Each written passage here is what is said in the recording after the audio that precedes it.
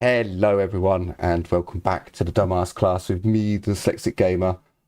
Hopefully coming to you live, and everything should be able to be heard because I saw the cough appear, so I did test the audio earlier. Welcome back to our Rogue Trader game, where in the last episode our group had done some salvaging on a long forgotten battlefield. They'd uncovered some goodie bits, included in their goodie bits being an Archaeotech servitor and a possible frozen friend or death dealing machine. Find out in future episodes. But unfortunately, the group did want to do some more scavenging and looting and pillaging, but their food supply has run out. So they are currently en route back to their outpost by deploying trees. For our tech priest, just as a little to let you know. You're going to see. Oh, I didn't actually put it in your character slot. In your character folder, you will see that there is an Archaeotech servitor. The character sheet is practically done. You just need to pick which servitor you're going to have. All right. So I can run over some options for you. Oh, sorry. So I'm taking these servitors from the Only War rulebook, Shield of Humanity. Oh, the big Ogren servitor? No. So this servitor is already more powerful than the Ogren servitor. Oh, already more powerful than the Ogren one. Yeah, okay. Yeah. So the rules as written for the loot that you acquired. Archaeotech battle servitor. So I started off with a battle servitor from the Only War rulebook, and it said it has plus 20 to all of its stats. So I gave it plus 20 to all of its stats. And that's more than the upgrade gives you for the Wait, what? Wait, plus 20 to all stats. Hang on. And HP. It also gets plus 20 HP. Holy shit! So this thing has 35 hit points. It is. That's fucking insane. What the fuck is its ballistic skill? That's gonna be like the 50s, isn't it? I believe it's 50 ballistic skill. 50 on the dot. 50 weapon skill. It has 120. 50, 60, 60, it has 40, 12. 40, 50, 60, 20. It has 12 toughness, and it has 12 strength, because it has unnatural toughness from Rogue Trader, which is doubling, basically. It's got 6 in both, so it gets double in both. So yeah, it's got 12 soak naturally, not including the 4 machine trait that it has, which is 4 natural armor, which puts it up to 18 soak. But that is the standardized option that you can have. The options I'm going to read out to you, Albie. The weaponry will be upgraded because it's Archaeotech class. Some of the upgrades will be changed, but I wanted to give you some variety. So you can have the lighter version, but it's a close range or closer range. It will have a -10 to its... So what was I going to do it to? It was a -10 to its toughness, but a +10 to its agility. And it gets a -10 to its ballistic skill, but a +10 to its weapon skill. The weapon that it has would be an Archaeotech Electro Gladius. Yeah. It would also, it can come with either a 2 sword or a sword and board. That's just the equipment loadout. So if you want it to run in with 2 Electro Gladiuses, it will. If you want it to have a shield, it will have a shield. It also has a Predator style Archaeotech class Leif Las pistol integrated into its shoulder. So that's the light variant. You have the medium variant, which is exactly as the stats are written. The weapon loadout for it is a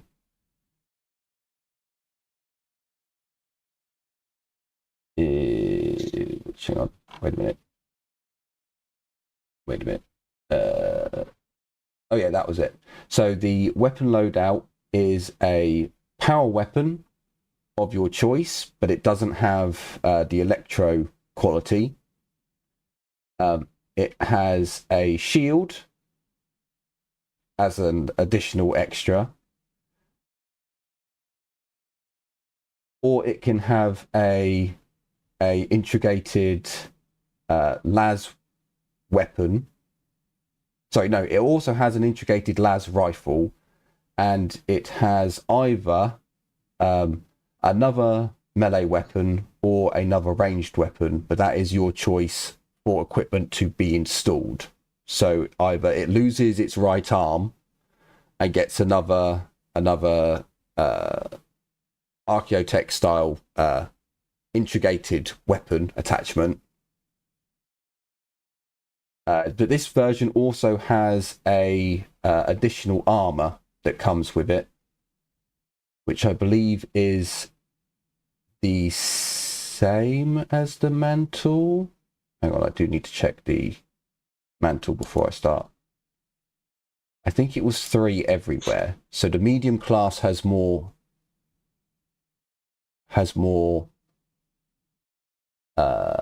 armor. It's more of a bodyguard, a tank. Whereas the next class up, which is technically the heaviest class, but also isn't, it loses 10 of its weapon skill, gains 10 ballistic skill. No other changes in its stats there, but it gains 2 heavy weapons of your choice, and they will be Archaeotech.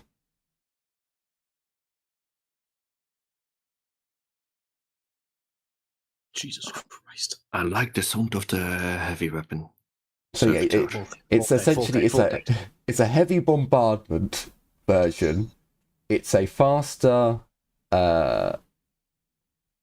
frontline, not assassin, but it's like frontline damage dealer. This shit is a walking tank with a main gun and everything. Or the medium one is more like the Iron Warrior's old robot. What's it called? The Phalanx? Oh yeah. They're well. You say the medium ones are like there, but they're almost small knights. But in that role, they're the bodyguard's protector. Yeah. They will, block you from fire, kind of a deal. But I'll be Archaeotech Heavy Bolter or Archaeotech fucking Volkite Culverin. Yes, I will send you the stats for Volkite weapons if you want, because they are awesome. Yeah, that's what we be. I think I'm going with the twin heavy weapons servitor. Okay, so then Nothing beats overwhelming fight power. sorry, there was one other thing with the light variant. It also comes with a protective shield, as in a force field that prevents one hit every. I can't remember if it's battle encounter or if it's every turn. In the field. Oh, hang on, sorry, that's the multitask. Is the. But anyway, you're still going to go with the heavy one, yeah? Yes. Okay. So the thing then, is now in ammunition. so then it is your choice of weaponry that you'd like it to spawn in with. Any electrical weaponry will essentially be lathe weapons, which are integrated to have essentially unlimited ammo. Wait, the ones from the from Only War lathe weapons? Yes. So technically, Rogue Trader does lathe integrated weapons as well, Yeah. and I believe the Red Guard are also in Rogue Trader. Oh yeah, no, there's a bunch of like lathe pattern weapons because the lathe worlds are mini forward. But the lathe world's weapons and the rules from Only War are far superior to the Rogue Trader rules, so I'm just going to swap them out because they are literally interchangeable. So which books should I use for the heavy weapons? Only War and So for your weapon choice, if you use the Rogue Trader book, and then you pick your weapons from Rogue Trader or from Dark Heresy First Edition, Inquisitorial Redacted.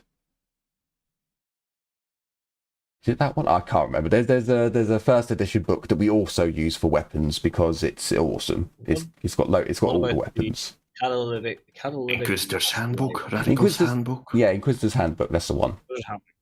I'm just looking at the ones in Shield of Humanity, the integrated ones.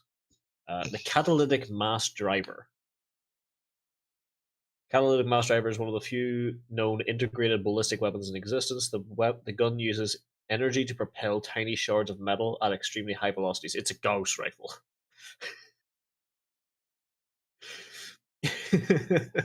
I'm willing to bet it was stolen tech from the Tau. What? No, the Tau didn't exist at this point. Like your species was still in this caves. This robot is older than the entirety of the Tau race. This robot is like 20k years old. I believe now before he came on land was it's like 6k years at most. We had this discussion 2 weeks ago, I believe, or maybe 3. Yes. I don't remember. Time travel exists. Yes, but this does still mean... Don't you fucking start. Gauss weapons are well known. They're just difficult as fuck to produce. Still doesn't change the fact that for the current timeline, this robot is older than you. Yeah. Whatever you do in the warp time, that's your business. Warp time doesn't count. That's heretical talk. This robot, well, it's older than you by a magnitude of like 4. Your ancestors. I was thinking more a few orders of an order of magnitude of 4. Hey, all you have to do is insert that aliens meme guy and time travel. Time travel. That weapon that Geddy has just described is an option. It's just single shot or 5-round full auto, 1d10, rending pen 12. So it gets +1 to its damage because it is Archaeotech, and I believe it gets reliable if it doesn't have reliable, because it basically goes to best quality. Even if it already says it's best quality, it goes up one. It's bestest quality. Here you go. I'll take a picture of it and I'll show you in the... There is a rule book where it's a fan-made rule book for Archaeotech and what things it should have, like wonders of the, this, that, and the other. It's kind of cool. Just makes things very, very complicated when you have to start explaining to everyone. This is pre-Archaeotech. This is for this we're millennium. getting into the classifications of Archaeotech here. Yeah, and it's a bit too, like, Horus Heresy era stuff is technically Archaeotech. Yeah. Great Age of Technology is Archaeotech. With my weapon choices. Well, it gets, like I said, it gets 2 heavy weapons of Archaeotech variants. Heavy weapons. Oh. Yeah, for this one, it's 2 heavy weapons, but you can make an argument for. What about twin-linked basic weapon? Must it be integrated weapons? It doesn't have to be integrated weapons. Just if it's an energy-based weapon, it will be, so that it runs off an internal power supply, thus making it unlimited ammo. Yeah. If it's any other weapon, then it gets the upgraded ammo rack, which I believe doubles the ammo supply. So whatever weapon it is, it gets doubled. Which for like an autocannon, which I think has 200 rounds, is pretty fucking good, because it's like, okay, I've got 400 rounds. Let's make this last, because this ammo is not the easiest to get hold of.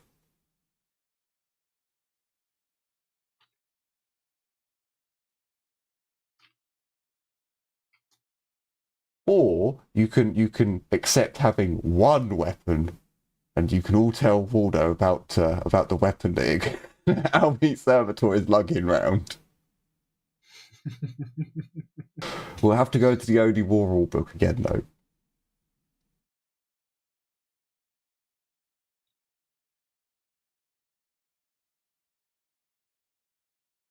The literal field artillery. That man was walking through. I mean, no, you can't have the field artillery on a servitor, I've decided. Plasma cannon sounds nice. Yeah, that is a genuine possibility. Or does it have ammo?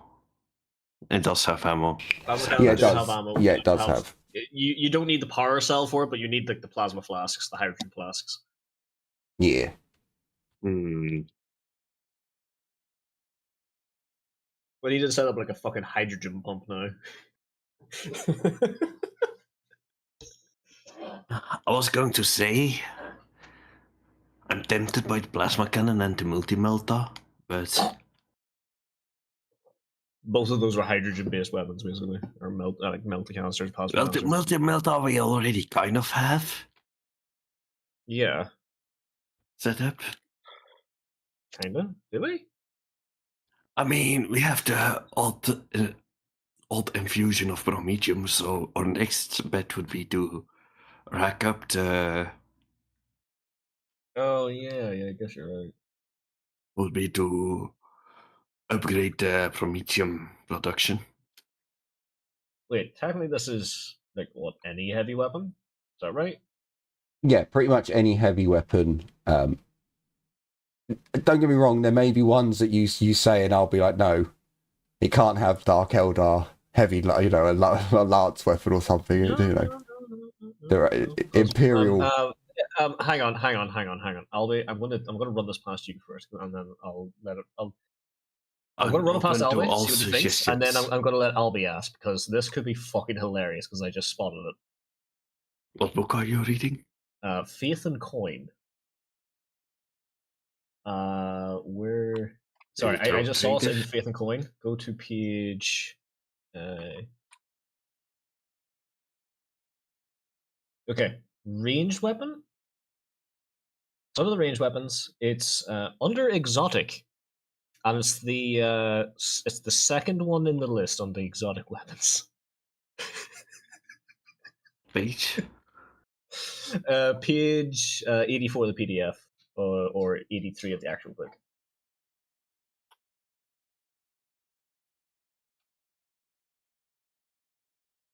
I can send it to you if you want, because this could be fucking hilarious. Able 3-2? Here, I've sent it to you. Page 83 of Faith and Coin.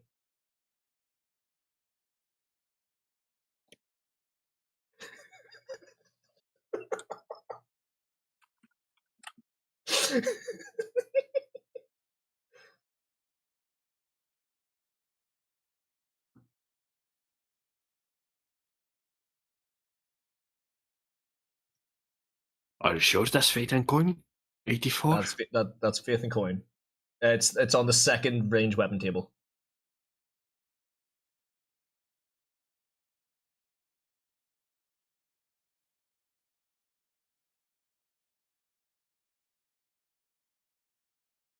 You see it? It's like at the bottom.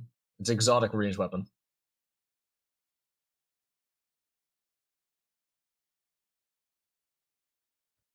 So this is one thing. That is one thing. It has 3 stat lines. Oh dear.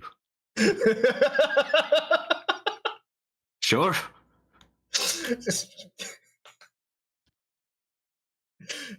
Des? Yes, pretty please. Can we have it, please? A conversion beamer.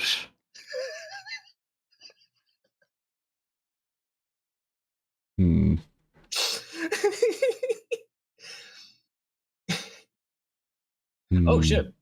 I just saw Jim's message. No worries, dude. Look at it. It's just a little gun. It's a heavy weapon too. And it's less damaging than Ultimata. Yeah. Kinda. Or a plasma cannon. And I mean, it's technically an energy weapon, so we don't have to worry about fucking power cells. Although it probably might, drain the battery and shit. And it's recharged, so we can only fire it every other turn.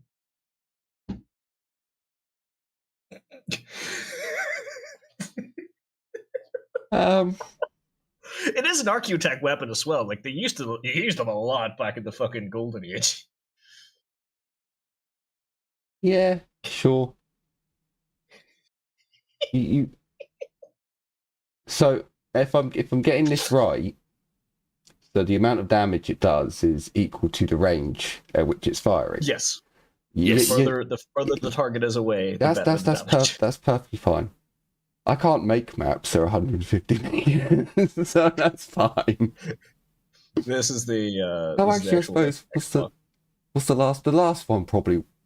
No, it was. I think it was 75 by 75. So, incredibly rare artifacts whose true inner workings are ill understood by all of the most learned acolytes of the Omnisci. Conversion beam projects fire high energy beams that induce contained subatomic reactions in their targets. Induce subatomic. Yeah. The beam intensify as they pass through the air, paradoxically making them far more deadly at longer ranges, as the blast gain energy and penetration power. The massive capacitors that power these weapons take time to fully recharge, resulting in a very low fire rate, but their destructive power is undeniable.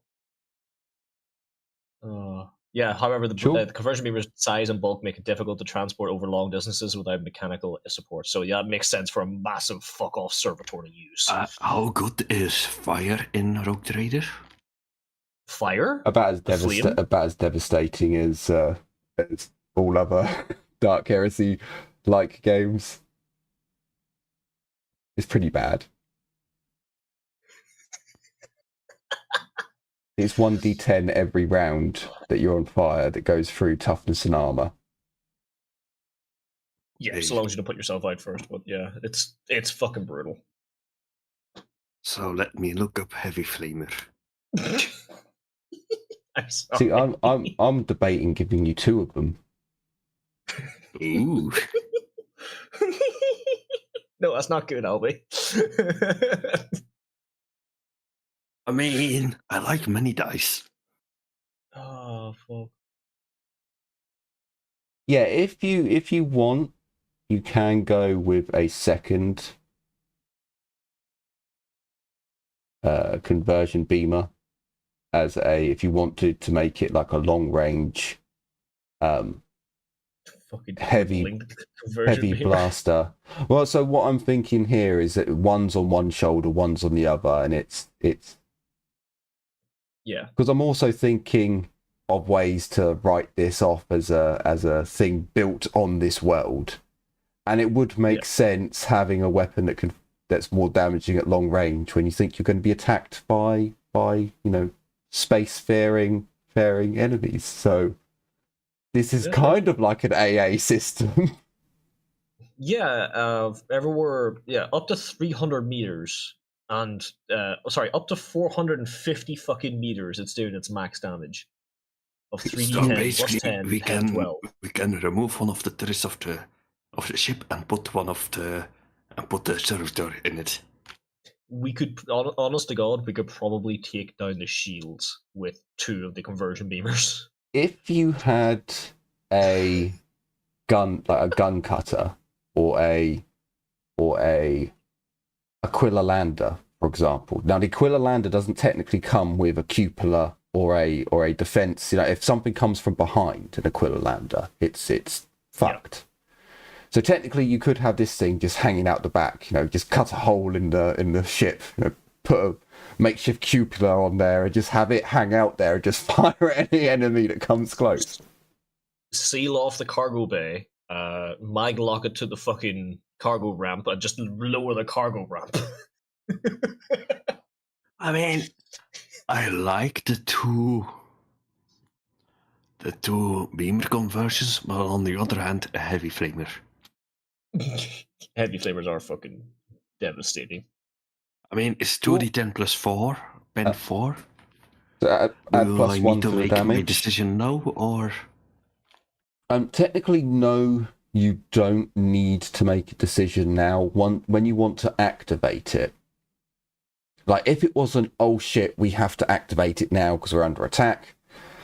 You'd need to. I would have probably made a quick roll for certain things and let you roll for certain things, and it's out there, it's fighting. But you're not in any danger. So if you want to sit and mull it over, it's still in the box. But once it comes out of the box, the decisions have been made, and just. I roll for it. Add the equipment. I think I'm going to go with it twice with the 2 beamers. Oh, okay. So I was going to say for now, add the equipment and then just give yourself the option later on. Just make sure you do the stat change on move the 10 from weapon skill, move it over to the ballistic skill. Because that was the only stat change with this particular one. Okay. So. Oh, actually, I think it does lose 10 agility because it is bigger, slower, heavier. So, minus 10 to its agility. I think it still has 40 agility though. Even with a minus. That's almost. I think that's almost as good as me. Probably just a little under. So the medium is meant to have 50 agility, and the faster one is meant to have 60 agility. So there was meant to be a slight difference in characteristics. I also have a look. I have definitely put it on the character sheet. It might come with some skills and talents. I noticed awareness was checked. Yeah, awareness is already checked, because that's what comes with the standard battle servitor. Under the talents, Auspex, 2 architect weapons, Voxbeat, ammo hopper, red dot laser sight, is void proofed, it has mag boots. It doesn't have insanity or corruption points. Your ammo for the weapon is doubled. Is it actually a full-on energy? A conversion beamer is an energy weapon. Yeah, it's full on. So the only thing it will need, it will still have the reload, but that's it recharging the capacitors. Yeah. Oh, hang on, wait. It already has the recharge ability, though, doesn't it? So technically, yeah. Okay, so yeah, It's discharging a las cannon's power pack every shot. But and then it's recharging it on the recharge. So the ammo hopper then basically doesn't do anything. Not really. Do I delete it? You can keep it there because it might be an argument for you making a hidden compartment inside of it or something. I don't know. There might be an argument for a gun in the ammo compartment. It's got a big ass hammer that's not being used. You just pull out like fucking 3 short barrel AKs. You might need to hide something in an inspection, and who's gonna scan the scary servitor really close? And if they find something, it's like, well, it's an Archaeotech servitor. Of course, you're gonna find shit you don't know, what it is. Don't worry, the tie that we stuffed into the ammo hopper's fine. Is completely essential to the running of this conversion beamer death machine. So I think you get 1 or 2 weapon skills for the weapon loadout of your choice. So because you've picked unique weapons, we'll just use them up for your unique weapons. I don't really know what weapons these come under. You need a heavy, maybe it's las and heavy, who knows. But it has them. Oh, that was it. So it's an Archaeotech servitor, so it's not the same as your standard battle servitor. This functions in a more enhanced way that a multitask servitor functions. So whereas with a battle servitor you could give it orders, but it can't do anything outside of those orders, and it has trouble recognizing, if you tell your battle servitor to don't let anything pass this corridor, it will kill everything, friend or foe, doesn't fucking matter, it will just destroy everything until it's dead. With the Archaeotech servitor, and because it's a multitask servitor, you could tell it to patrol this area, inform me of any movement or threat detections, recognize this unit or this uniform as friendly targets, designate these uniforms as, and it will understand and be able to carry out complex orders. There's also technically certain abilities that I think you as a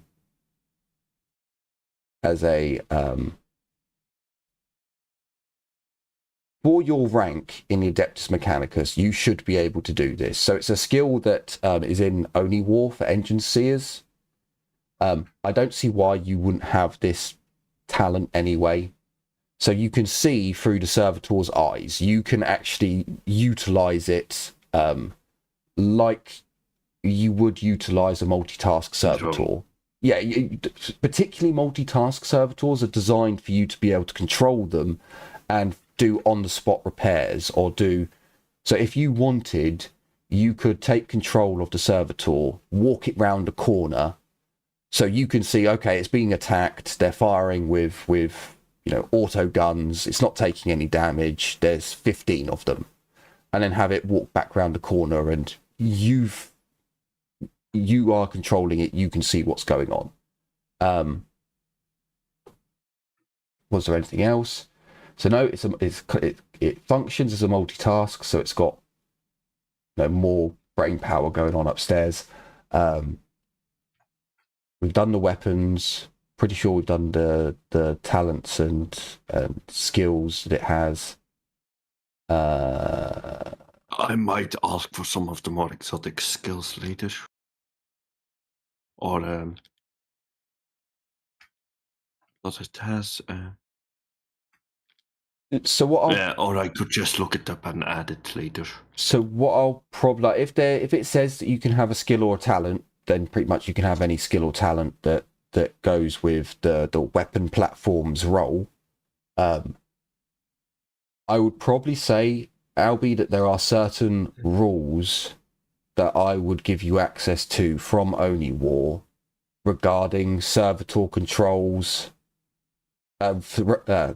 regarding your servitor control and the orders that you can give it, so the programs.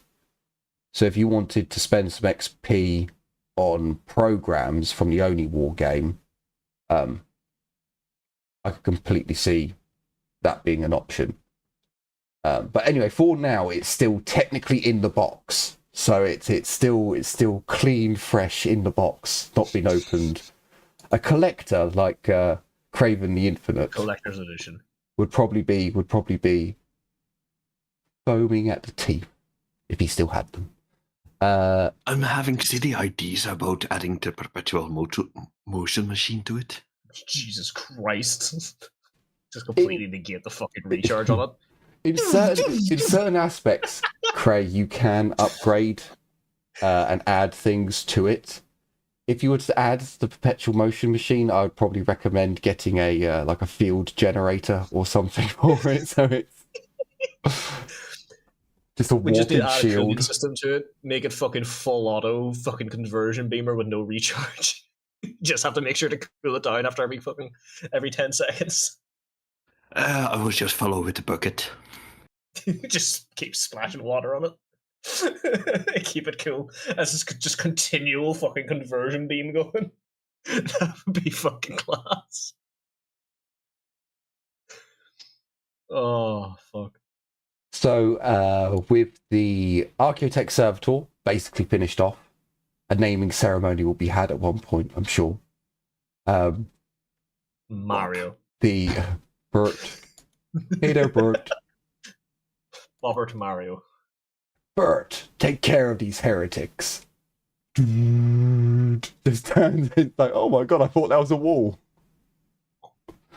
So yes, you will be heading back to your outpost. That travel is, I suppose, technically you're from the edge of the. I'm on the edge. That does spend a full day moving, but fortunately, as it is your outpost, you get there and you see the more respectable, better looking, better part of your people's gene pool, outworking, getting shit done, building up the outpost to be more respectable, better defended for a medieval settlement, I guess. You can see they're putting up walls, Heinrich, and you do like sigh. Like, okay, well, they're proud. The Fetits are multiplying, kind of. There's a couple of extras. More, just keep walking out of the fucking woods. A couple of extras, maybe. A few more variants. Can't remember which ones you had in there now. I think it was like the wolf ones and possibly the hyena ones. I can't quite remember. But yeah, you can see a couple more. You spend the. I can't remember if you put someone in charge of this place or not. Not yet. Don't think there's a named character in charge. So no. Who'd you call him? The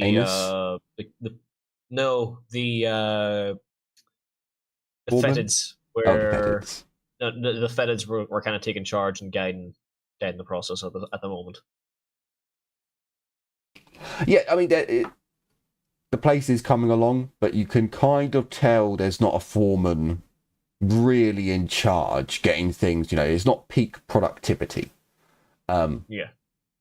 But then you're dealing with Izmirians. They ever get really peak productivity? Yeah, probably not. They wouldn't make manufacturing workers, let's put it that way. You spend an evening at the outpost. Again, the supplies here seem to be quite bountiful at this moment, so there's not a problem feeding the Izmirians who've come, well, your labourers, plus your fighters and your group. Considering you were only here like a day ago, 2 days ago. No. Yeah. Yeah, the area does still seem quite plentiful. There's plenty of ploins going around and so forth. Plenty of ploin wine and spirits being sent back from Izmir. Sorry, being sent to... coming from Izmir. You would also note that the Fetits are partaking in the alcoholic beverages. Aha. You keep having the inbreds offer you this weird tasting water, and after a while you just give in. You drink it and you hope for the best. Peer pressure, hell yeah. Huh. Have we done these measurements right? I'll have to double check this. Well, yeah, it's saying it's 80.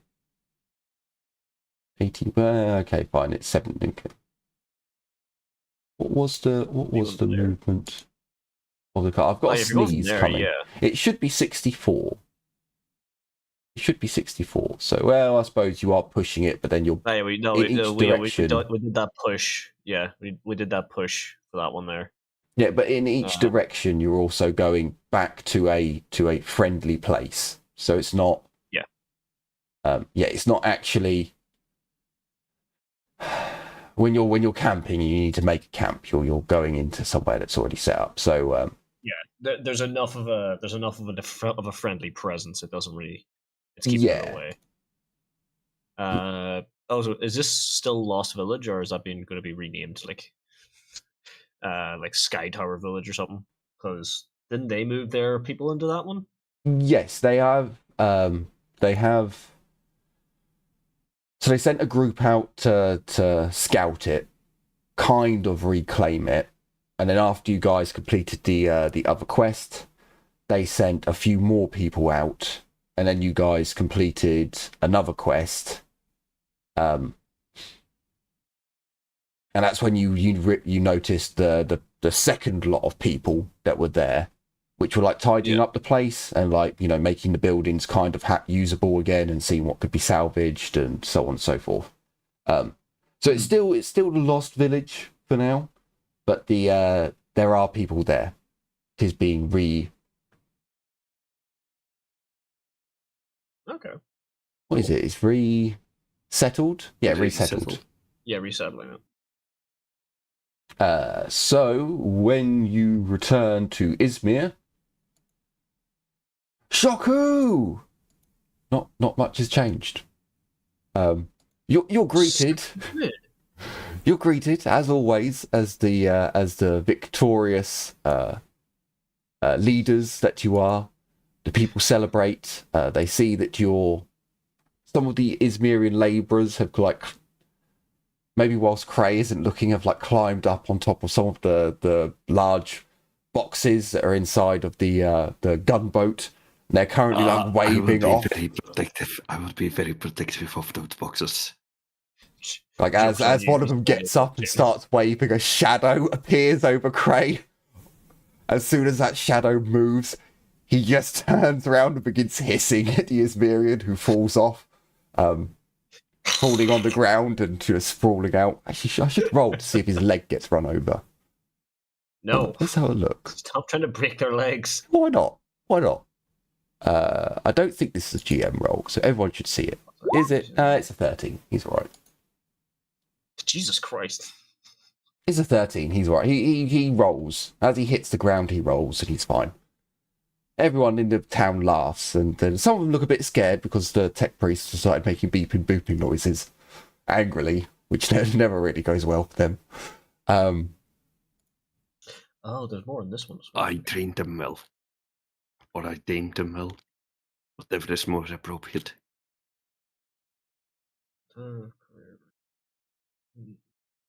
I mean, you're in the vehicle, or no, sorry, you're in the gunboat being led along, so, you know, by the time Heinrich knows what's going on, you know, the Izmirian is all the way back there. He's not turning this thing around for an Izmirian. He can just jog along and catch up. But it doesn't take long and you are back in the town. Everyone is as I said, cheering you and hailing your arrival. So the servo spider takes up as soon as it gets near the town. It takes its fascination with protecting this building from the Izmirians. Uses its little spider grappling hook to fire onto the roof and then scuttles on. Sees a couple of Izmirians close by and fires off a shot. Oh, it can't. It can't. Actually, no. There you go. It disappears. Oh wait, hang on. No, that's the Is it the Archaeotech facility? Or does this place have a repair spot for the spider? I think it's the Archaeotech facility. Izmir mining settlement.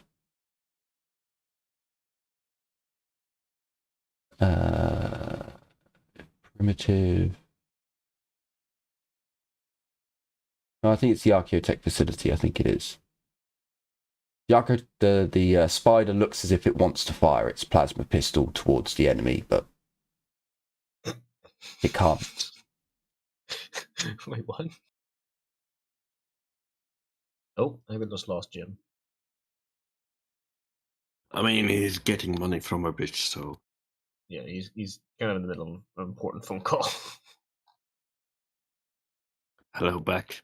Oh, he's back. Did you get your He has money? returned. I got my money, bitches.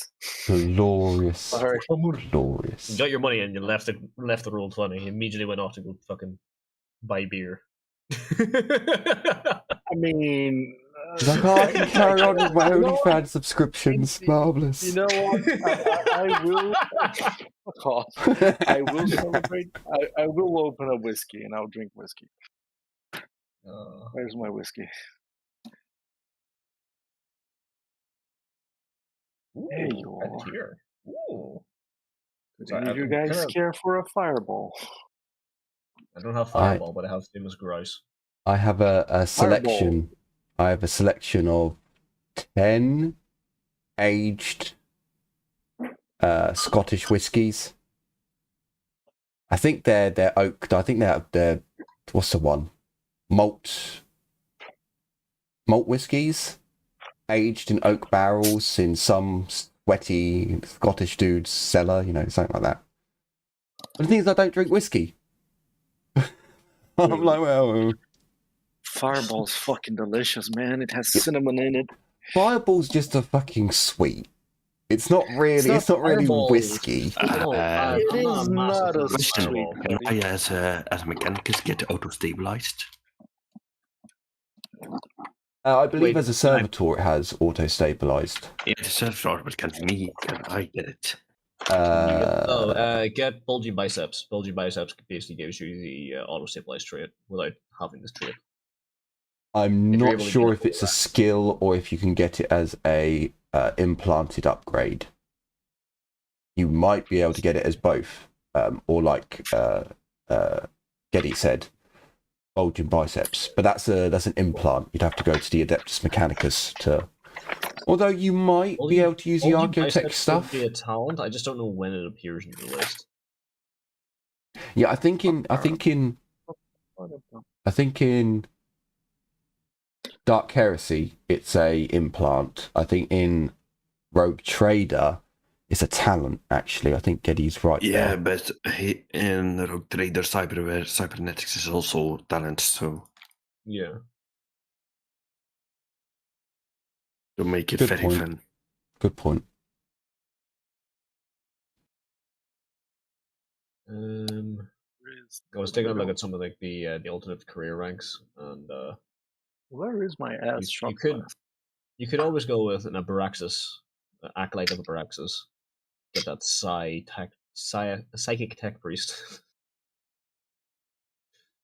That works really well with cyber familiars. Oh yeah, it works really well for cyber familiars, but you are a heretic. It's a certain type of Xenos archaeotech that basically turns you into a psychic tech priest. Well, for the Adeptus Mechanicus, it's especially forbidden because as soon as you take this upgrade. Well, no, so you shouldn't be able to be a psyker as an Adeptus Mechanicus because that part of your brain gets removed and gets the implants put into it. So for you to then awaken as a psyker is like, oh, he's done something very, very fucking mischievous. You know what I think? I think that's just bullshit.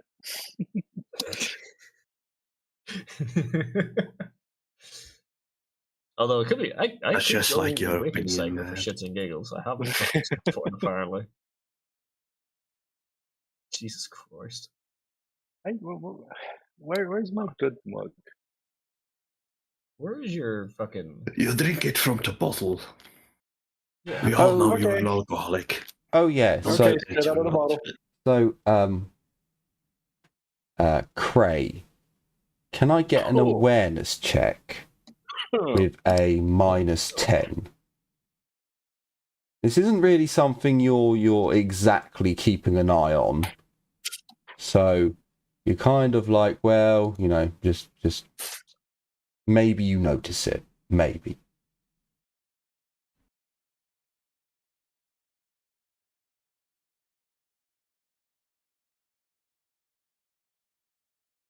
Oh, okay, so that's how that works. That's cool. Okay, with 4 degrees of success. So great, pretty much it's a standard affair. You guys return, and all the crowd, all the Izmirians kind of gather and celebrate your return. Sometimes there's some fornication, sometimes there's a fight, sometimes there's mass celebration of singing or dancing, but the savages normally apply the same kind of logic to their way of existence. And you have mentioned about, you know, improving upon the breeding stock. So I would at least guess that you've taken note of what the population is, you know, how the pyramid of the population is kind of pointing, you know, not pyramid. Oh yeah, pyramid. And you are a mechanicus, so you've also got a logical mind, and data is recorded. And when you first arrived in Izmir, you saw a lot more infants, shall we say, a lot more children being held by their mothers. When everyone comes out to greet you this time, for some reason it's in particular note of how there are newborns in the community, but there aren't many toddlers. But as you look around, you notice that there are a lot more. Hang on, toddlers may have been like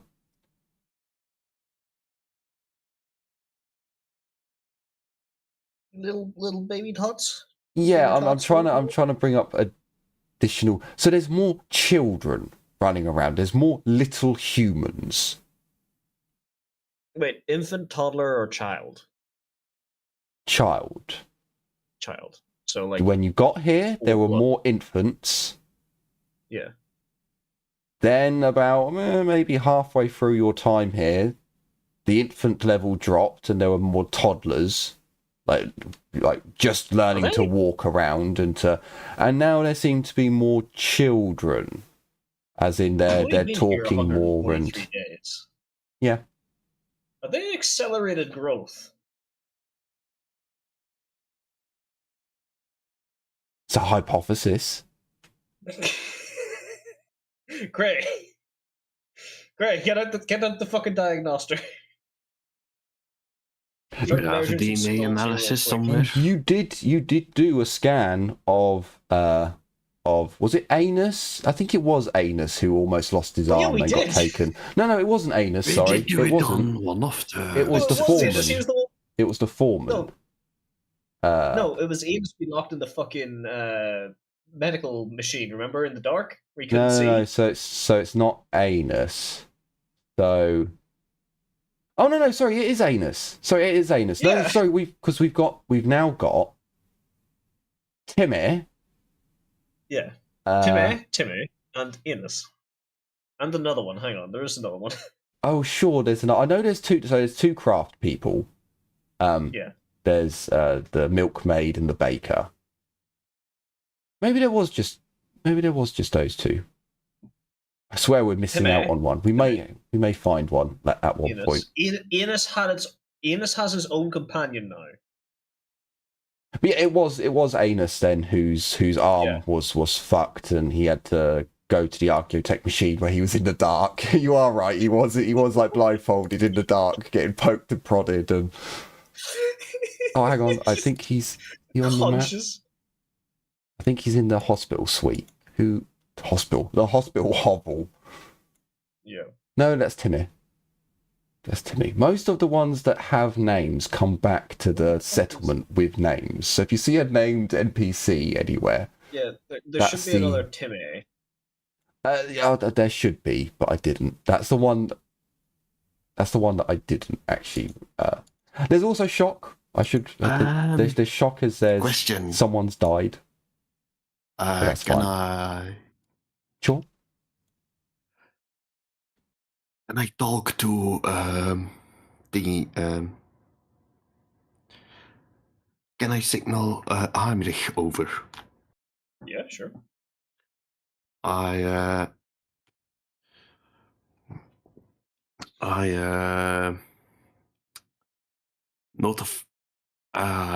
inform Heinrich and Connie as well if she wants to listen in. I notified them of the findings of the accelerated growth. Suspicions. Suspicions. Suspicions. You have tested one before. Heinrich. Just not a child. You haven't tested a child yet, but you tested Anus, and he was genetically human. The only mutation you found in him is that he is an inbred and he has thick, leathery skin. But you didn't see any accelerated stuff in Anus. I would ask, can you take one of your I want to say ferrets, but I know it's not the name. The VVV fidgets. Can you take one of the fidgets and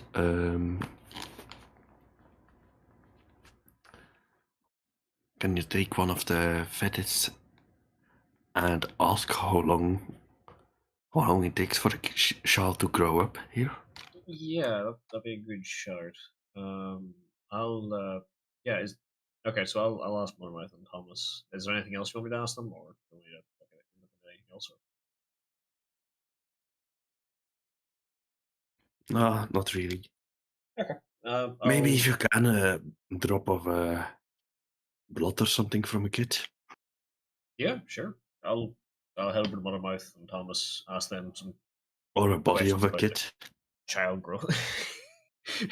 I'll ask them about child growth and such. Cool. Yeah. So the town are kind of celebrating. The gunboat ship truck thing has been wheeled into place. The spoils have been laid down and celebrated as they're taken to the elder's hut or house, where the servo spider kind of watches everyone with its little plasma cutters sparking every now and then, scaring everyone away from the house. You kind of bring Muttermouth over and discuss with him, and he calls over to Anus, and at the moment Anus is like in the middle of it. Everyone's celebrating, praising him because he's a foreman, I suppose. Anyway, he gets pulled over and comes over, and Muttermouth explains to him it is in his language that so how long does it take for your children to grow up? Yeah, no, can we have some of their blood, or is there a dead one around? I will broach the subject a little bit more carefully. So I'll just be like, out of curiosity. And it's the reason why I asked Heinrich and not me. how long does it like? I'm just noticing some things here. Like how long would you say it would take a child to grow to maturity? So the questions have been asked. Anus thinks to himself, and it looks like he's having a big think. He's having a hard think. How many moons? And he looks around, and some information is some words are said, and he gestures to Muttermouth that he will return, and Muttermouth turns to all of you, and he says that Anus said that normally it's 9 moons, give or take. 9 months, 9 moons. Yeah. So normally it's 9 months, but sometimes the tribe is blessed, and their children come sooner. Sometimes the tribe is blessed, the children come sooner, but they are also cursed in the children do not survive. The tribe is sees it as a blessing when a child is born sooner, but strong and healthy. They think this is a sign that the tribe is growing stronger. When they are born sooner, but dead, the tribe see this as the tribe is strong, but the woman was weak. Jesus fucking Christ! Jesus okay, Christ, that's terrible. Fucking hell! Fucking hell, that's a. Oh, even for me, that was like, oh. That's just like, okay, fucking hell. So, made them say that. I know I did. Yeah. I know I did. But again, I'm thinking they are a very primitive, very cruel and harsh race. But yeah, no, yeah. So Muttermouth. So they're born in 9 months. Yeah. But so like the maturity of them. Muttermouth adds his, for the Fettits, it's about the same, give or take a month here or there, depending on which species of Fettit you're talking about. He says that there's never a time when it's good for the Fettits to have their children early. Yeah. That for them it's considered a bad thing either way. But Anus returns and goes over to Cray and hands rags over to you, Cray.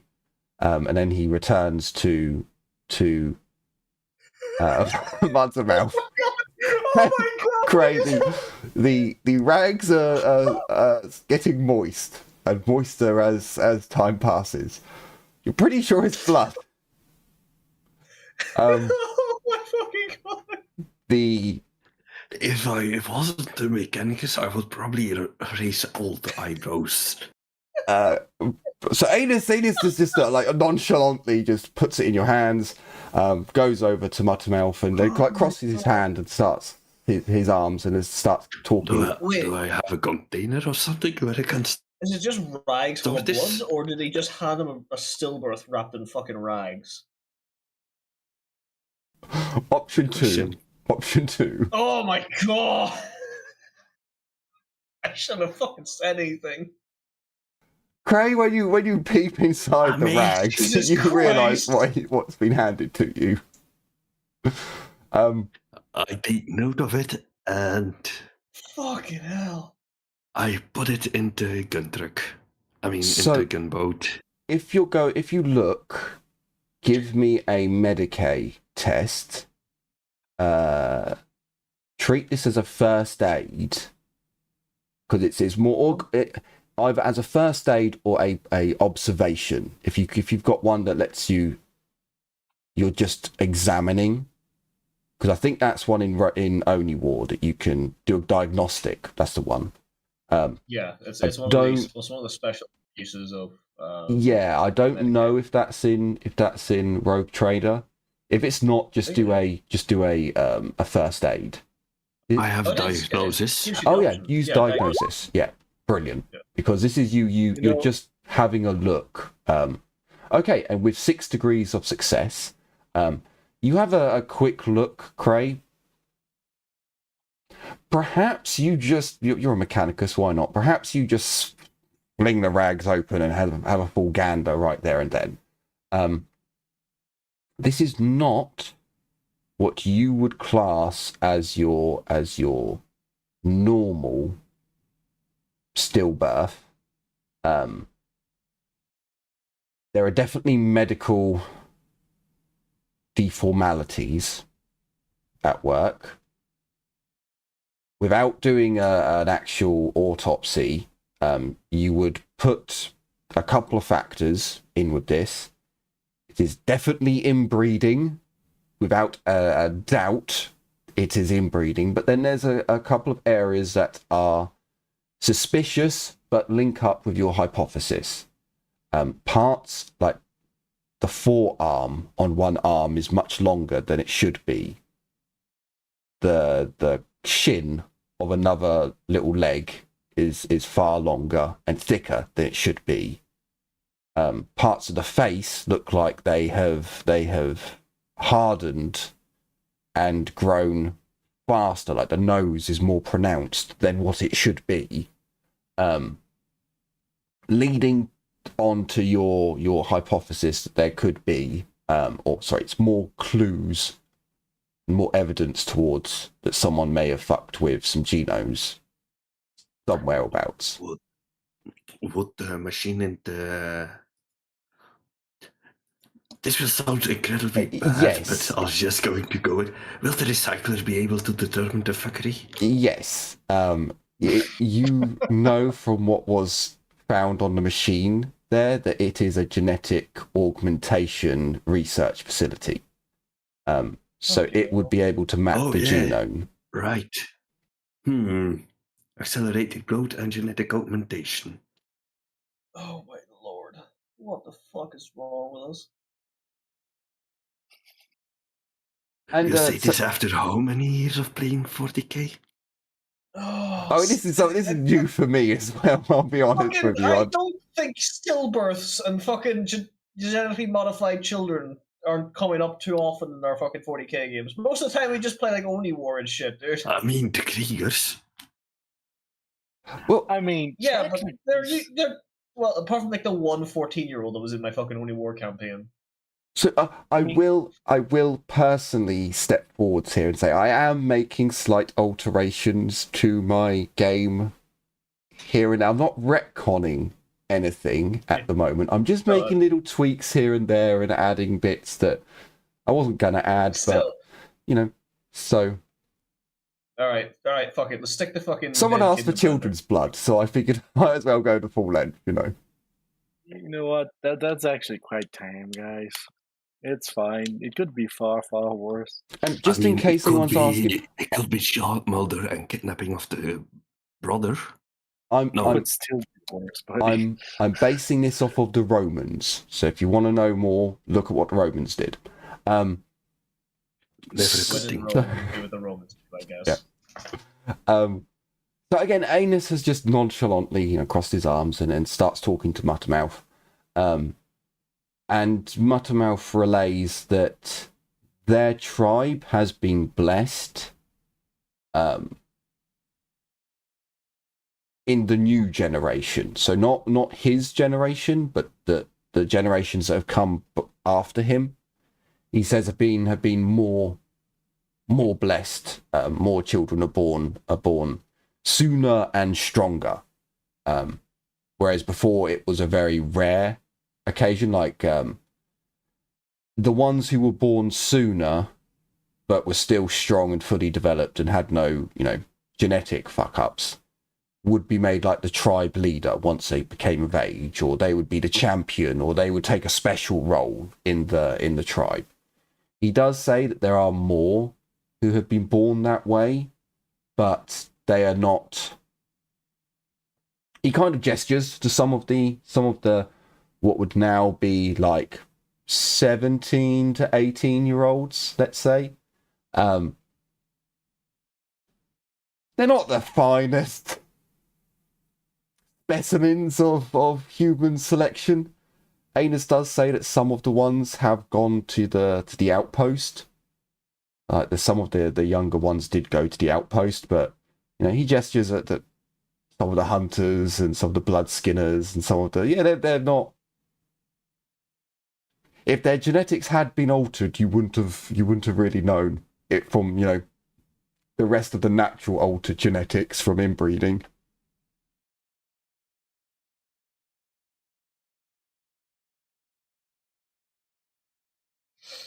And yes, Cray, you can go and put it in the wagon. I mean, do we have a fridge or something? You do, but I don't think Fridge in the car. I don't think Hyrix could be too happy with his Archaeotech fridge. I would rather not put the dead child in the portable fridge. You wanted the dead child. You're carrying it. I mean, do you want me to run off with a gunboat now? I mean, it's only sat outside. It's the town. It's not that far, especially when we have the car. We can actually go back and forth without spending a couple of hours.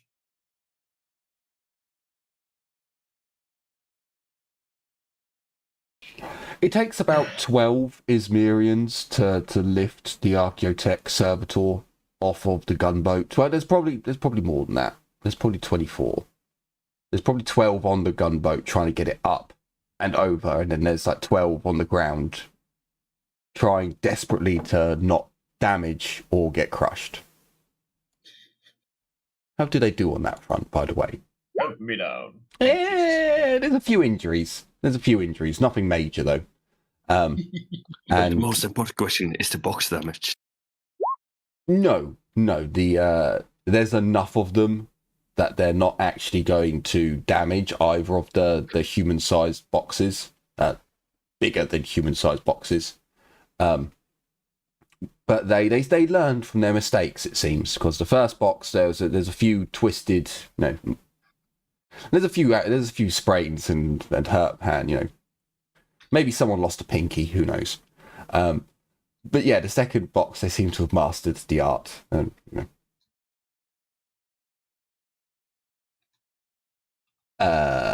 so yeah, all your loot has been unloaded and placed in either the storehouse or the main building.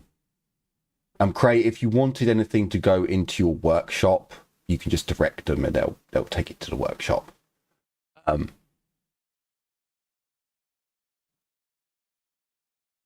don't believe that's what I want to do. I don't believe there's anything else to do on my front. So what would you guys?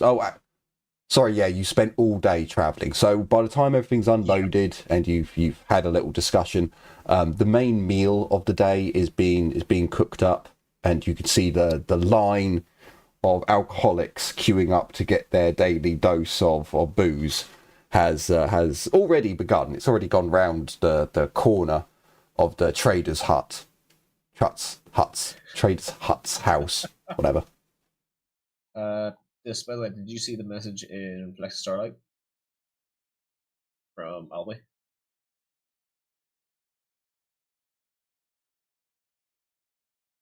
Okay. Cool. Yeah, I'm good for like another half an hour. Yeah. Yep, no, that shouldn't be a problem. That should be fine. I mean, that's our normal stop time anyway, I believe. Yeah, it's normally around that time. So as you wake up, so yeah, you've noticed a difference in the children.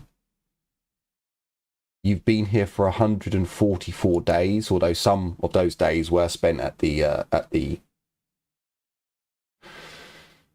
prisoner camp.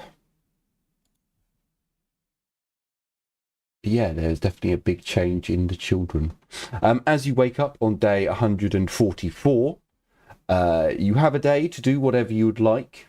Do you guys want to use this time as a planning, like the rest of this episode as a planning for what you're going to do in the coming episodes? Or do you want to go off and do some things now to if you want to test the dead baby, we can do that this episode. We can do that as soon as possible so it doesn't, go off. Yeah, I mean, I'd probably just take the car and go off, ask Hybrid and Goonie if they want to join me. Cody actually definitely will, because she wants to learn more. And hang on, did we take the? Although morbid, it's it's a good way to train. Did we take the body of that Ismirian, the dead Ismirian, back with us? No, no. Fuck. As far as I'm aware, he got left there. I mean, no. What do they usually do when they lose someone? So, surely the other Ismirians may have grabbed them and shit. Because if so, we could have put him in the blender as well. Yeah, next time. So the Ismirians don't really seem to have a funeral rite. To them, once you're dead, you're just meat. No point. Yeah. No point really being too. They're a desperate people. Anyway. They're a desperate people. They've eaten a friend or two at desperate times. Good point. So yeah, they don't really. If you're ever in that situation, the dice have the most calories.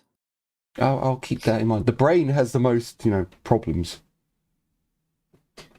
Like a tribe in Papua New Guinea that eats human brains, and they have a weird disease that's pretty fucked up. Yeah, prion disease.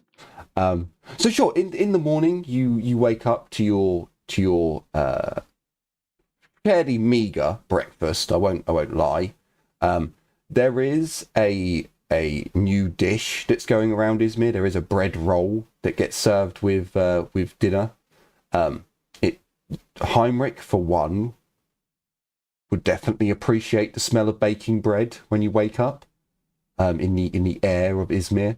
Perhaps Cooney does. I don't really know about Tao's sense of smell, and I'm not really going there. Tao's smell just fine. Well, for humans, the smell of baking bread is kind of delicious and gives you a warm sense of deliciousness. But I don't know if that's the case for Tao. So yeah. I don't know why it wouldn't be. Stop pulling this out.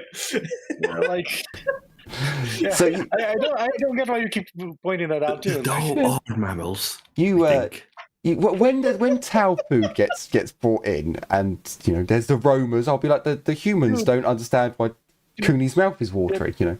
There are foods that I have never tasted in my entire life. If they smell good, they're gonna smell good. It doesn't depend on me knowing them or not. I might just see bread like, ooh. So is this you saying that if something smells good, then you will try it? Not necessarily. Damn it. Hang on. Don't start twisting. Don't start twisting the words. We're not eating a baby. Damn it. So you have your breakfast with a new entree. Bringing at least Heinrich back to a sense of things are getting better. Kind of slowly. But you finish your breakfast and take off in your car. Maybe you give Anus a bit of some orders for the day to do something. But you gather up your party and head off. Doesn't take you much more than 20 minutes, 15 minutes to get there with the car. Once at the Archaeotech facility, you all enter. Cray, you do notice that the water level for the power generators has gone down, so you top it up. You bring forth your offering to the machine. You place it upon the table and activate the Medicae device. You do a couple of. I'm going to give it to you that you can just go on the screen and just tap what you want, and what it is, because you did get 5 degrees on your own diagnostic. Something like that. 4 degrees, 5 degrees, whatever it was. 6 degrees, actually. And the machine, obviously you've had to put the offering there unwrapped.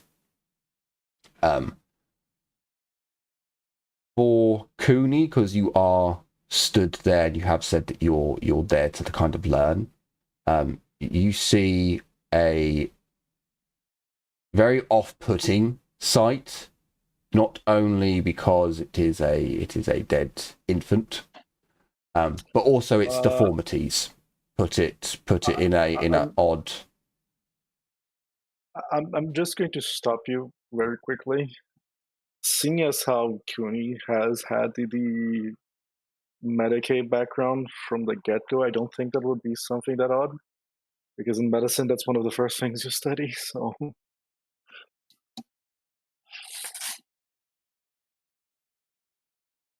I mean, I don't know how often you've seen a that may be a lot, actually. No, let's just remember what offspring this has come from. It doesn't matter. It's a truly They all look like fucking red potatoes in the beginning. Anomalies happen all the time, not just because someone is an inbred. It's going to be weird. But this is what I'm trying, because it is from a heavily inbreded society, and it's had this other alteration to it. It's a disturbing sight to see, because it is in all the wrong places. I'm taking an insanity point. I know that much. I'm taking an insanity point. Me, the player. Yeah. So hey, I do a lot of weird shit all the day. If you didn't have jaded, if you hadn't, came from a certain background, this would, be a test to. Well, actually, Heinrich, you probably should do a toughness test. I have jaded. I have, resistance fear and stuff like that. No, but I was going to say for like a bit of vomit, a bit of. Oh, okay. I mean, I have jaded and stuff like that. If you got jaded, you don't need to worry. No, I'll still willingly take the fucking one insanity point, because it's still fucking me up. But like, I'm not throw up or like take the fear effect or whatever. It's up to you, because you have got jaded. This is a mundane thing, but it's the wrongness that you're seeing that I'm trying to get across, which is peculiar and setting you on edge a bit, because it's not just birth defects from generations of inbreeding. There's also the other peculiarities, and the machine begins its work again. A number of essentially mechadendrites come out and begin scanning.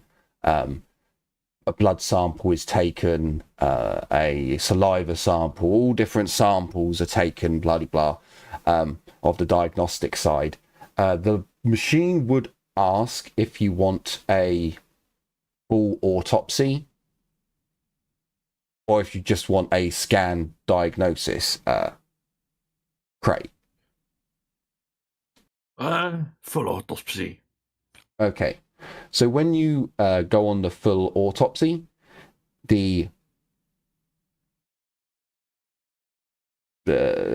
specimen actually lowers down into the machine itself, and it disappears from sight. A holographic projection is rendered where the specimen used to be. But the projection is picked up, moved around, and you can see as a full autopsy is done, each organ is placed out, and you can interact with the hologram to move each organ around and zoom in and get scans of, and it does. It also maps its genome.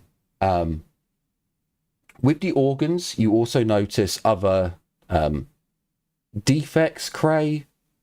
Cooney, I'll need a -20 Medicaid test from you, because this is an alien species and you're not quote unquote proficient with human biology. Since technically Cray is teaching me, do I get any bonuses? No. Okay. Jesus Christ. I guess, No. I guess you would get the bonus after the lesson. I just saw the GIF you posted. I mean, I'll use a fate point. I have a fate point, so why not? I probably should have yelled at you first, but I'm probably too horrified. Minus 20. So I shall use. I mean, I think your GIF is worse than Jim's GIF. There you go. Okay. You have to show my GIF and then get his GIF. Yeah, that's the other way around. Hang on. Yeah, it needs to be swapped. So We are horrible people, aren't we? yeah, Yeah. it's just a bit of dark humor. It's acceptable. Delicious. So yeah, Cray, you can see there's a number of birth defects which are, again, part of their inbred genetics, but then you can see other parts where, like the heart, the aorta, hang on. Aorta? Got 2 aortas, you've got 2 ventricles, yeah. So the 2 aortas for the 2 pumps, yeah, your 2 aortas are in your heart. I'm pretty sure this is right. Been a long time. Retrieving old information here. Have overgrown. They are far too big and well developed. And you can see that the ventricles of the heart are damaged. So it looks as if the heart actually pumped itself to death. As you can also see that the muscles have also grown stronger on one side. It hasn't been an even growth. And you notice this on a number of other muscles that, other areas, other organs. And when the genetic sequencing comes in, it picks Anus's DNA to run next to it. And you can see that the child isn't Ismerian. The DNA does match almost identically, funnily enough. But the sequencer does pick out 3 genetic codes, which it classifies them as synthetic. And these synthetic genetic code, or it does bring up as its genetic code that it recognizes it's registered before and it's come from this machine.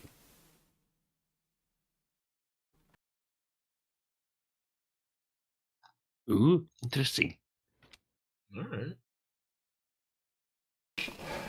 So it informs you, or the device informs you, that this genetic code is a inherent code. So rather than being a dead end where it won't be passed on to the children, this code will.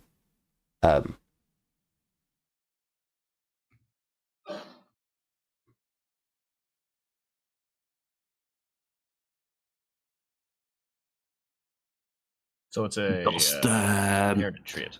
Can Yes. I trigger the device to make some sort of serum to make them more fertile, / B, make them survive their accelerated growth? Yeah, stabilizing the accelerated growth is probably the priority of that before, just upping their sperm count. So Remove all lavender from the more times you roll the dice, the more the chance at the critical hit. So the machine informs you that but make it so it doesn't have to fail a tough, or it doesn't have to fucking pass a toughness test when the dad's already crit. So a baby doesn't have good stats unlike Papa. The machine tells you that the genetic instability in the baseline DNA only permits for a set amount of genetic fiddling. Whoever did this did it to the max. This was the max that they could do. And they can't improve the stability? This is the best odds that the machine could give. It says that there is a 37% failure rate with the genetic manipulation, and there is a 15% success rate that the genetics will be improved. And when you look at what genetics have been changed, you see that there's been the increased growth to speed up the growth of the children, but that gene is designed to go dormant after 4 years. Oh, you see that there's a genetic stabilizer which is designed to prevent negative genes from functioning, which is supposed to improve, to get rid of genetic defects.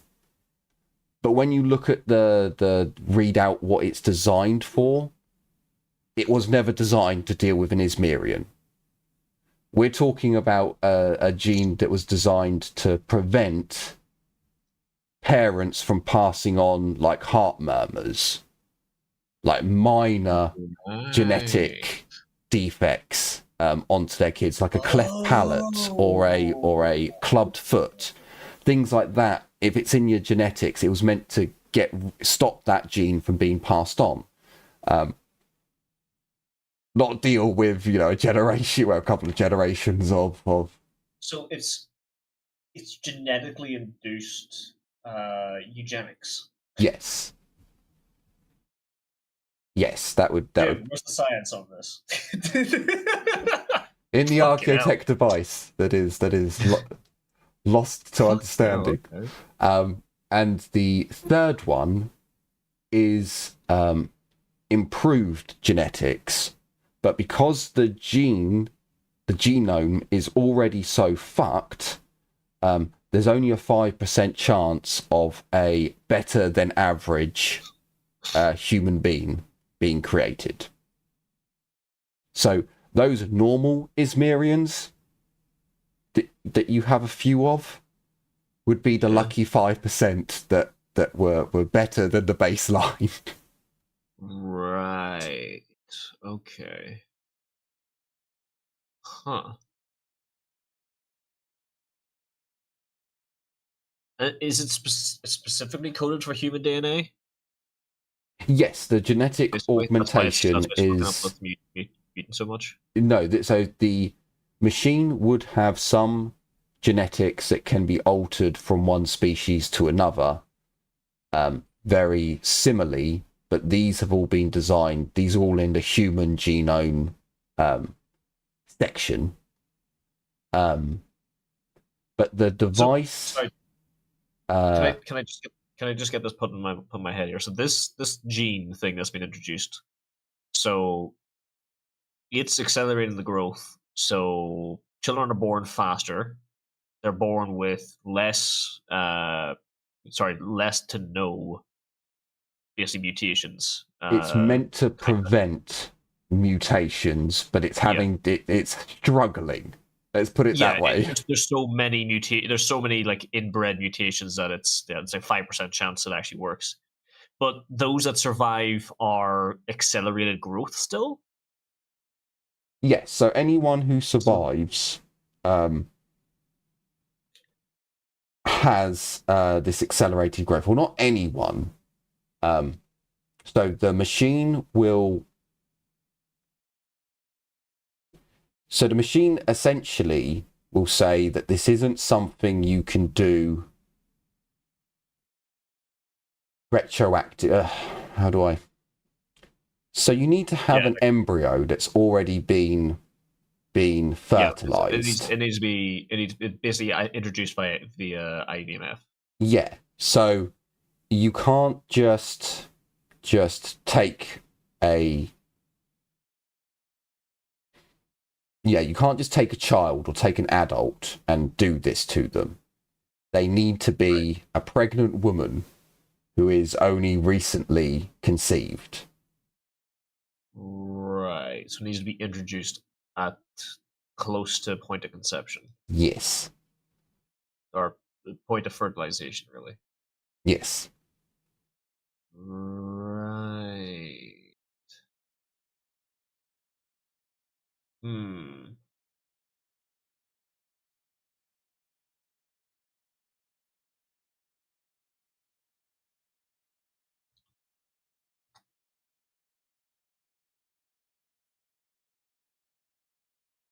Oh yeah, the servo spider is currently having its plasma pistol reattached. You hear a shot. You hear a shot in the distance. And the Final Fantasy tune plays. Roll D100 and see if the shot hit someone. Now you're in a cave. He shoots up into the darkness. Maybe he shoots a kid. You never know.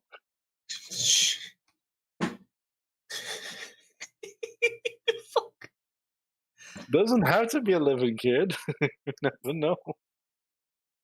Plasma bolt ricochets, destroys the Archaeotech device, hitting the specimen, blowing it into pieces. Yes. No more Archaeotech. Oh, Jesus Christ. No more doctor for you. So yeah, it does appear as if the genetics have been altered, and that they were altered in this facility. Cray, as you look at the surviving pods, it is possible that a human could be placed into the pod. When you look at the damaged one, you surprisingly make note that there's actually been a modification to it. It's been enlarged, even though it's been damaged and it's no longer usable. It does look as if it's been enlarged. No, I'm not going to go there. That's a little bit too dark, even for me. Do it. No. You go there in your own mind, Jim. They're not quite large enough for a full-grown adult. So it's been enlarged. So a full-grown adult will fit in. But it's been destroyed. Something happened. The roof caved in, and it's been destroyed. So things are coming together. There is a mystery to be had, or to be solved. It's all coming up, Millhouse. So the knowledge of what's going on has been delivered.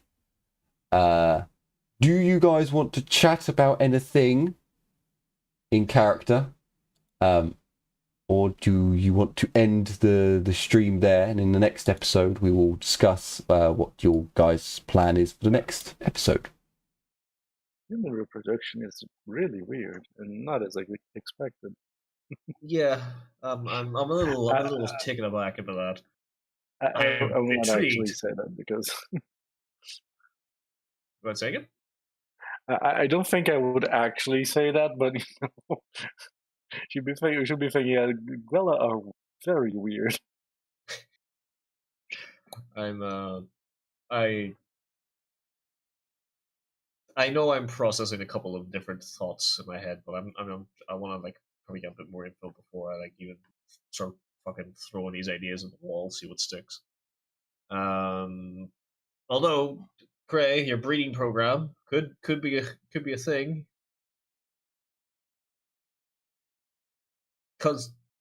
So hang on, this genetic eugenic thing, all right? Is that right? Yeah, basically. Yeah. Genetic augmentation. Yeah. It's basically it cuts away at the mutations.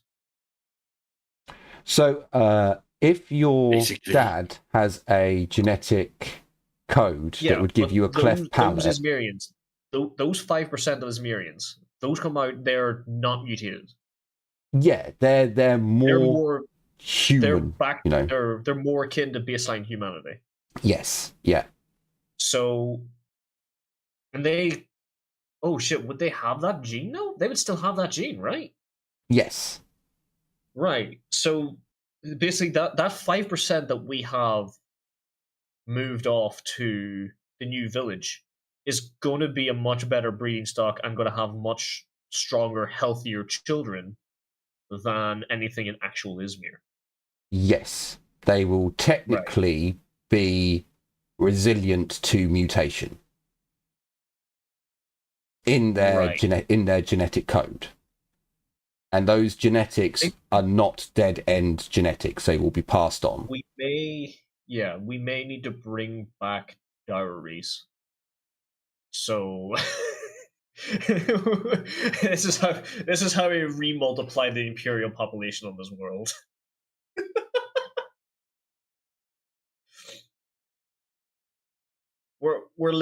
We are going to need to, get those. Jesus Christ, this has turned into the fucking breeding simulator. No, not breeding simulator. Fucking Mouse Utopia experiment. We have the fucking. Oh right, yeah. Christ. So that fucking 5% baseline is basically our kind of our lifeline. That we can't afford them to go start fucking each other. We have to have them fuck something else that's more akin to baseline humans. Yes. Yes. I mean, we could go look for other inbred villages, and then technically it's not longer breeding. So. Dude, we have a dual fucking wielding conversion beaming servitor now on our side. We could fucking go take back all the prisoners at the fucking pirate camp. We could do that too. True. You have a gunboat. You have a gunboat. That could also help. Yeah. Have we actually seen any ships and stuff coming back and forth? Like, would that have been like something we would have noticed in the background of like, have they been? No, that would have been something that's noticeable enough that if you hadn't seen it, the Izmirians would have seen it. Right. Okay. No, if they come at night, it's basically a comet that's hitting the planet, which is fairly noticeable. At least as an event that they would tell you about. If it's in the day, then the noise is something they would tell you. Booming. We had a booming sound coming from that way. Yeah. Okay. I think it might be time to attack the fucking pirate village, or maybe we upgrade. Maybe we call in a few more the barter we have left with the Sky Tower. Maybe bring some of the sororitas along, or maybe try to assist the sororitas a little bit more to see if we can get in their good graces and use their assistance with this, and basically attack the pirate camp. It might be a possibility, or maybe not even. Can you go back to the main map real quick? Sure can. So that's us. Sky Tower.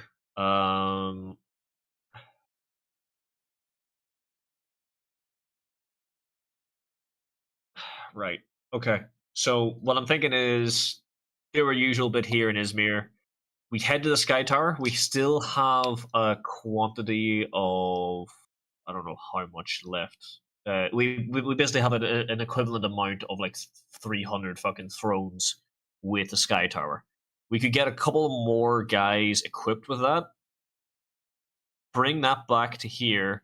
While we're at the Sky Tower, maybe look into providing some charge and stuff to the sororitas and use their faith to help us with the attack on the mining camp and such. We could... Oh.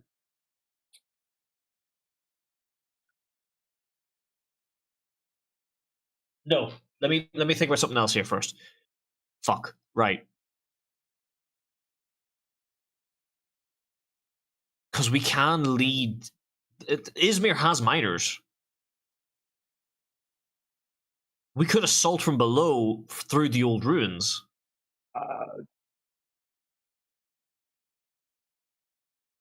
Or even infiltrate from below through the old ruins. If we can backpack or backtrace our way through the ruins back to where we basically entered in through, we might be able to find a back way into the mining camp.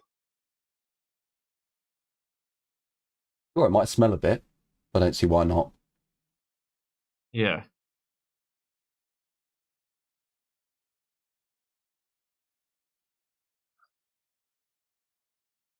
Or we could always go up to the Imperial Emperor's Sanctum, rest there for a little while, and like go for a little bit of a scout back and forth between Prim and mining camp to see if we can do a bit of scouting. Because if we can make that a route, that's a good way to get to this section here, especially from a fishing town. That won't work for your gunboat. Yeah, like the direction you've just gone there originally. Yeah. Like that's better for your gunboat.